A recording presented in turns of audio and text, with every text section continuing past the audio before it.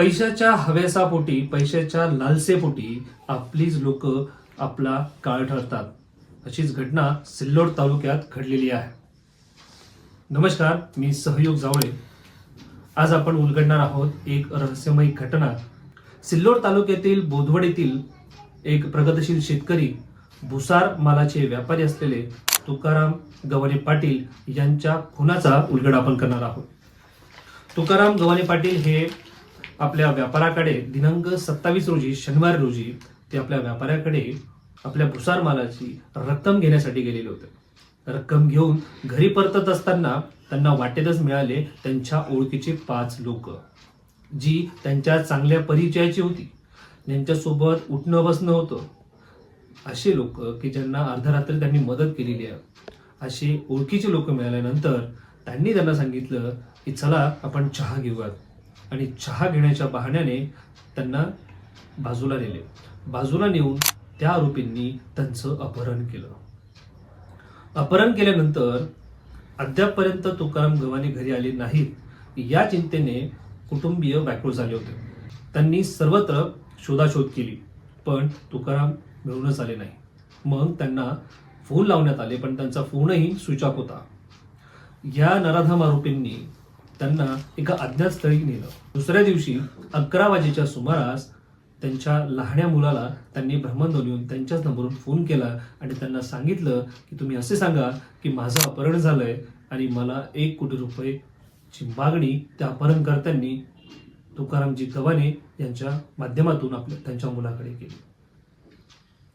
सदर घटना कळताच तत्काळ मुलाने पोलिसांत धाव घेतली.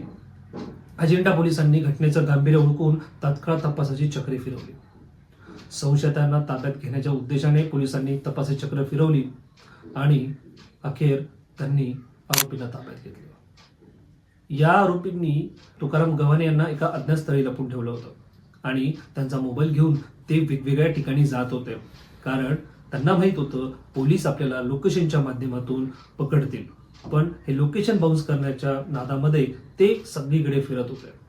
पण पोलिसांनीही तांत्रिक तपासात सरशी करत त्या आरोपींच्या मुसक्या आवळल्या, पण तोपर्यंत वेळ निघून गेली होती. या नराधमांनी तुकाराम गव्हाणे यांना कन्नड चाळीसगाव औट्रम घाटात मसोबा मंदिराच्या 500 मीटर पुढे खोल दरीत हातापायाला बांधून फेकून दिलं.